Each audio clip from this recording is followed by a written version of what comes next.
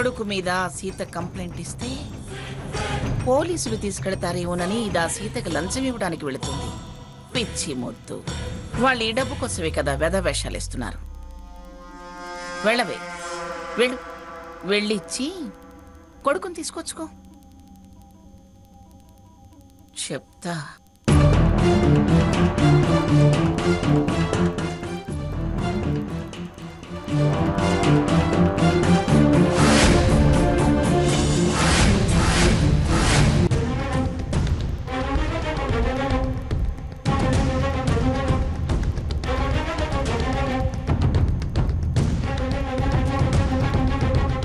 విన్నావుగా మా నాన్న మాటలు బావ మాటలు. చేసిన వాడివి నువ్వు క్షమించమని అడగకపోయినా ఆ పెద్ద మనసు నిన్ను క్షమించింది. వాళ్ళ సుఖాన్ని ఓర్వలేక ఈ రభసంతా చేసావు. సంతోషపడు, తృప్తిపడు. సిగ్గు లేకుండా ఉండగలిగితే ఇంకా ఇక్కడే ఉండు. నేను వెళ్తున్నాను. నువ్వు బలవంతంగా తీసుకొచ్చావు. నేను బరువెక్కిన గుండె బాధ భరించలేక వెళ్తున్నాను.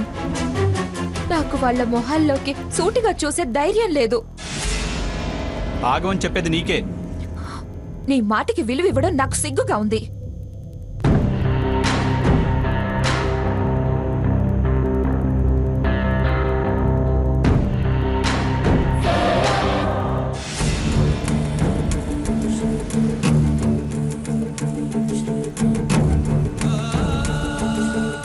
తరపున నేను క్షమాపణ అడుగుతున్నాను. నన్ను క్షమించండి నాన్న.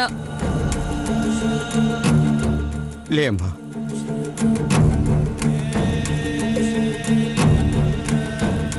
అక్క, నా భర్త రాక్షసత్వాన్ని మన్నించు.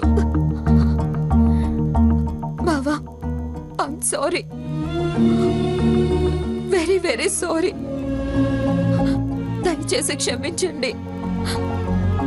ఆయన భార్యనైన పాపానికి శిక్షలో భాగం పంచుకోవాల్సి వస్తుంది.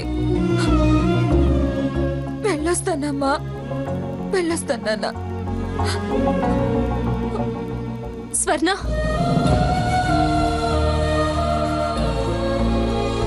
పిన్ని, నువ్వు వెళ్ళి క్లాత్ వాటర్ తీస్తానే. తొందరండి.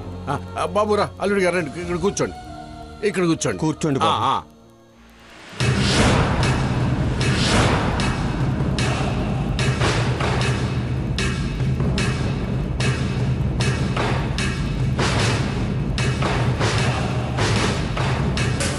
ఇక్కడ వీళ్ళంతా ఒక్కటే. కంప్లైంట్ ఇస్తే మన మాట వినేవాళ్ళు ఉండరు. మా ఇంటికి వెళ్ళడమే బెటర్.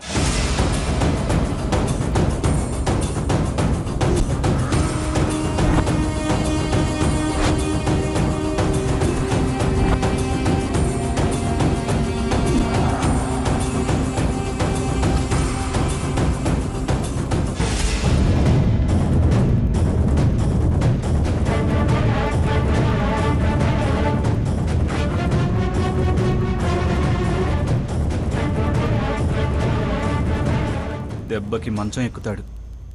మందులు ఇంజెక్షన్లే గతి. ఇంకేం ఫస్ట్ నైట్.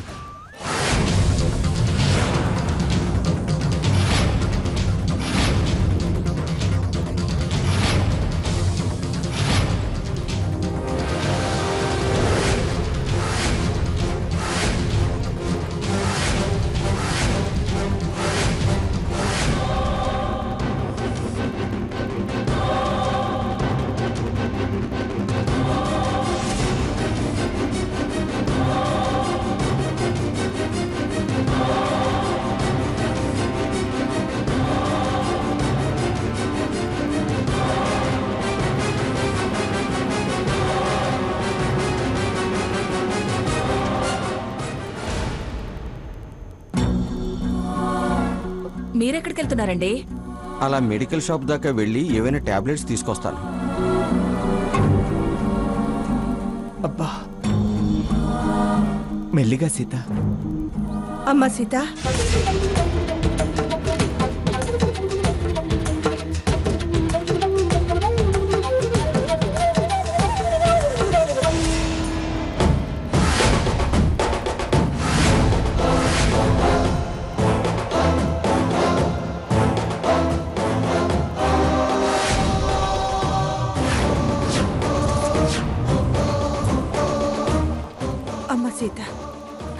నా కొడుకు చేసిన తప్పుకి నేను క్షమాపణ అడుగుతున్నాను. వాణ్ణి క్షమించు. పోలీస్ కంప్లైంట్ ఇచ్చి జైలు పాలు చేయొద్దు తల్లి.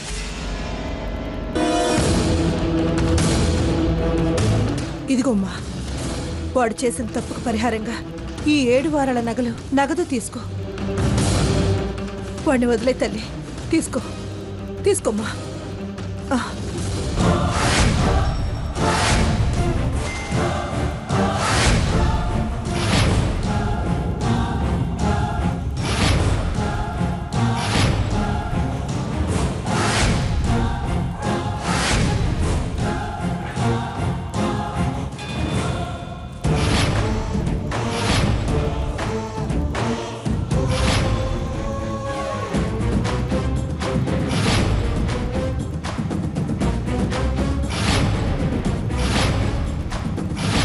వద్దమ్మా, అలా కోపంగా చూడొద్దు. వాడు చేసింది తప్పే. మీ నాన్నగారి మీద, నీ మీద, నీ భర్త మీద చేసుకోవటం మూర్ఖత్వమే. ఈ ఒక్క తప్పు కాయి తల్లి.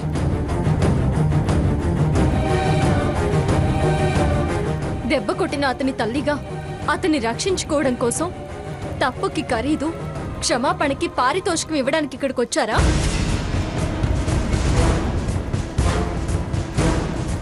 ఏ తప్పు చేయని తన కొడుకు రక్తం కళ్ళ చూసినందుకు ఆ తల్లి మీ ఖరీదుకు ఒప్పుకుంటుందనుకుంటున్నారా? అయినా తల్లిగా తప్పు చేయకుండా కట్టడి చేయాలి గాని ఇలా డబ్బుతో తప్పు కప్పిపుచ్చి శిక్ష నుంచి దాటేయాలనుకోవడం న్యాయం అనిపిస్తోందా మీకు?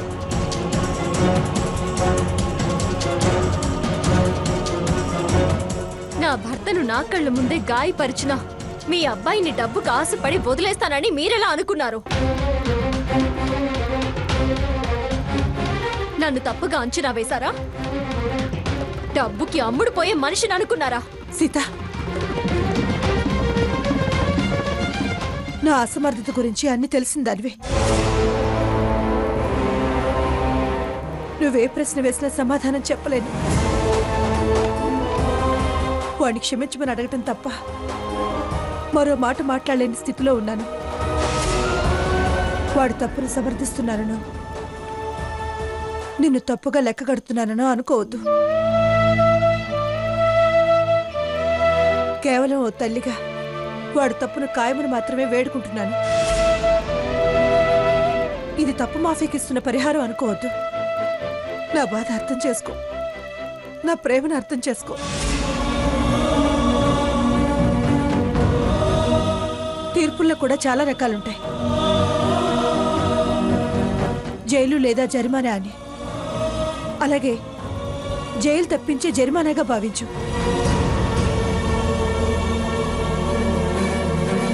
ఇది చాలదు అంటే ఎంత ఇవ్వమంటావో చెప్పు. ఏం కావాలో చెప్పు. నీ కాళ్ళు పట్టుకుంటాను. వదిన గారు,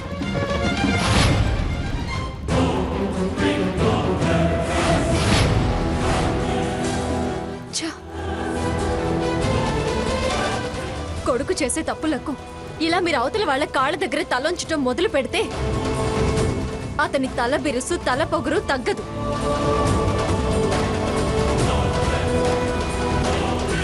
ఒక్కసారి శిక్ష పడనివ్వండి.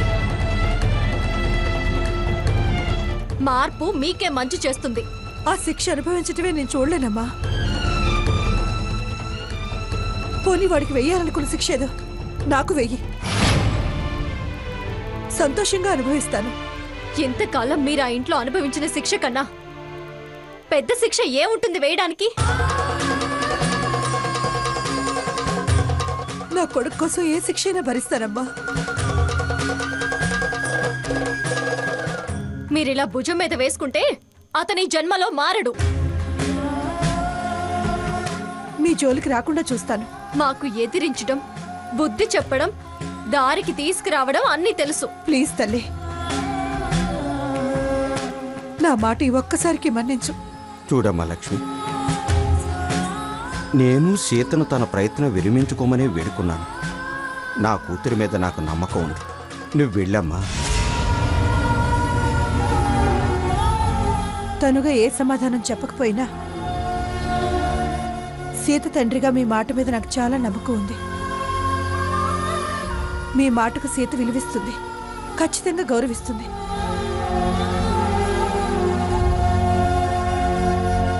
చాలా చాలా థ్యాంక్స్ అన్నయ్య గారు. నాన్న సాకేత్, సాకేత్, నేరం భయాన్ని కలిగించినట్టుంది. దాని నుంచి దూరంగా పారిపోవాలనుకుంటున్నట్టున్నాడు. అతనిక్కడి నుంచి వెళ్ళిపోయాడు.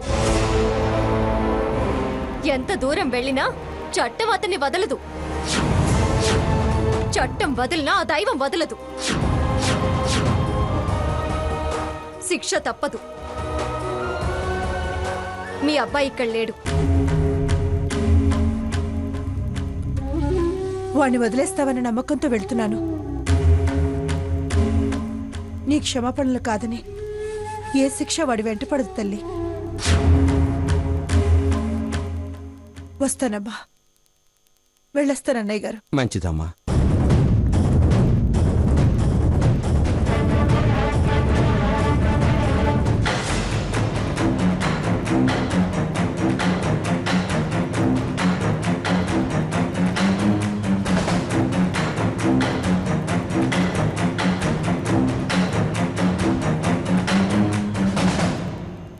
వాడేడే? ఎంత పిలిచినా రానని ఆయన మొండికేసి అక్కడే కూర్చున్నాడు. వాడు కూర్చుంటే నువ్వు వదిలేసి వచ్చావా? ఏం పెళ్ళాని వేణు? నన్నేం చేయమంటారా మామ? ఎంత బతిమలాడినా రానంటే రానన్నారు. పైగా పోతే పో అని నన్ను గెంటేశారు. అవును, మీ అక్క సీత పోలీస్ కంప్లైంట్ ఇచ్చిందా? ఇస్తానని మొండి పట్టుదలతో ఉంది. మా నాన్న వద్దని బతిమలాడుతున్నారు. పోలీసులు నా మనవణ్ణి జైల్లో పెడతారనుకుంటుందా మీ అక్క? వాడు పిఠాపురం మంగమ్మ మనవడని మర్చిపోతుంది. ఇంతకన్నా గొప్ప గొప్ప వాళ్లే ఊచలక్క పెడుతున్నారు. ఆనంద్,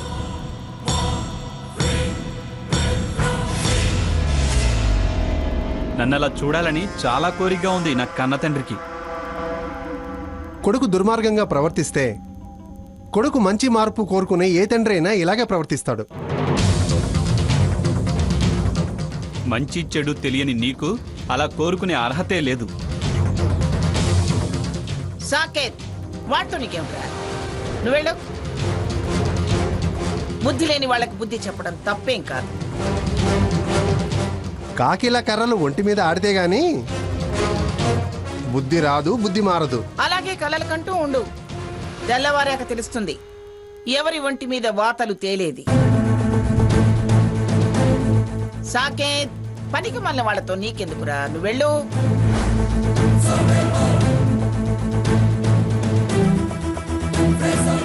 నువ్వేమిటే నిలబడ్డావు బొమ్మ? వెళ్ళా. నేను వెళ్ళనమ్మా, నాకు భయం వేస్తుంది. తెల్లవారాక తెలుస్తుంది ఎవరి ఒంటి మీద వాతలు తేలేది. సాకేత్, పనికి మళ్ళీ వాళ్ళతో నీకెందుకురా? నువ్వు వెళ్ళు.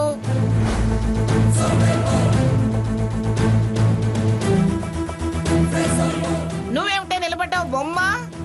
వెళ్ళా. నేను వెళ్ళనమ్మా, నాకు భయం వేస్తుంది. ఏమిటే నువ్వు వాడలాగే మాట్లాడుతున్నావు? వాడేమన్నా రాక్షసుడు అనుకున్నావా ఏమిటి? వెళ్ళు. వెళ్ళి వాడి కోపం తగ్గేలా చూడు. భయం ఏదైనా కడుపులో ఉంటే ధైర్యం చెప్పు. ఏది జరిగినా చూసుకోవడానికి నేనున్నానని చెప్పు. వెళ్ళు. ఇలాగే వెనకేసుకురా. అందరూ ఎప్పుడో ఒకప్పుడు సెంట్రల్ జైల్లో కాపురం పెట్టాల్సి వస్తుంది. అంత కోరికగా ఉంటే నిన్ను నీ పెద్ద కొడుకుని ఉంచుతానులేరా. సరదాగా కరువుదీరా మాట్లాడుకుంటూ కాలక్షేపం చేతురు గాని.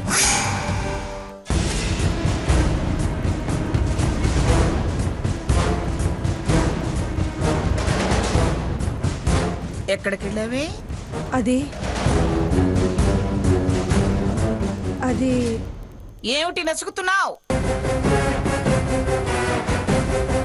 నా కళ్ళు గప్పి నగానట్రా పట్టుకెళ్ళి ఆ సీతకి లంచంగా ఇచ్చి కంప్లైంట్ ఇవ్వద్దని కాళ్ళు పట్టుకుని బతివులాటానికి వెళ్ళొచ్చావు కదూ. నేనేమిటో నా విలువేమిటో తెలీదా నీకు? ఆ దరిద్రపు దానికి భయపడి నా మాటకు విలువివ్వకుండా దాని కుంపకెళతావా? నీ కొడుగ్గా ఇదిగో ఈ పని పాట లేని ఈ వెధవ కొడుగ్గా వాడికి విలువ లేకపోవచ్చు గాని నా మనవడిగా, ఓ బిజినెస్ మ్యాన్ గా, సొసైటీలో పేరు ప్రఖ్యాతలు ఉన్నవాడిగా వాడికంటూ గుర్తింపు ఉందే. అడ్డమైన వాళ్ళందరూ వెధవరాతలు రాసిచ్చినంత మాత్రాన వాడిని పోలీసులు పట్టుకెళ్తారనుకున్నావా? ఎవరేంటో ఎవరి విలువేంటో అనేది విచారణ తర్వాత. ముందు జీప్ ఎక్కిస్తే మన పరువే కదా పోయేది. అందుకే అసలు విషయం వాళ్ళ దగ్గరికి వెళ్లకుండా ఆపాలని వెళ్ళాను. ఆహా, చాలా దూరం ఆలోచించావే. నీకు చాలా తెలివితేటలు పెరిగిపోయాయే. సవతి శాఖ, సవతి కొడుకు శాఖ. మీ మనవడి షాకు, అవతల వాడి తల చిట్లి రక్తం కారిన షాకు.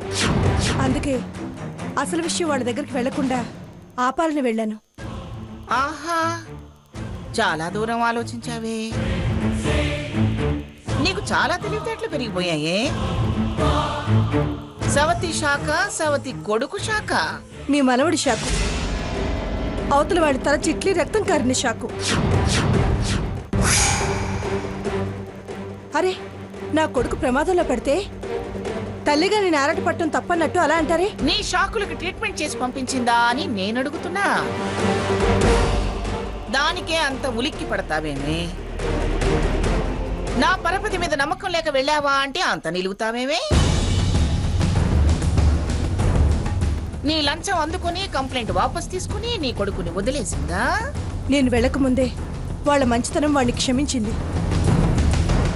వాళ్ళు వదిలేస్తేనే వచ్చాడు. కంప్లైంట్ ఇస్తే ఏం జరుగుతుందో ఆలోచించే వదిలేశారే.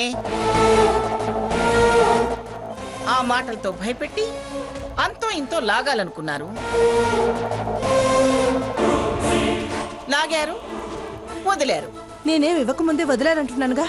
ఆహా, అలాగా? మరి నువ్వు కొట్టుకెళ్ళిన నగలేవే?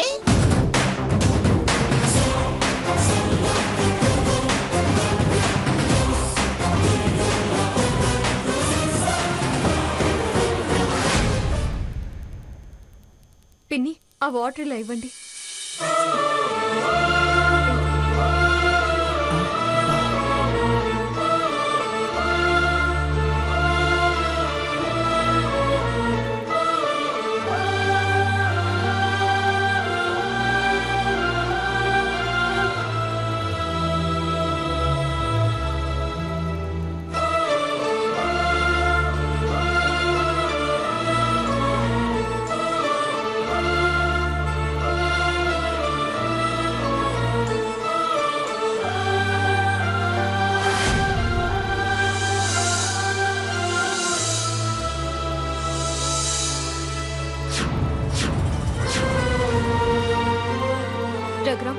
వెళ్దాం పద.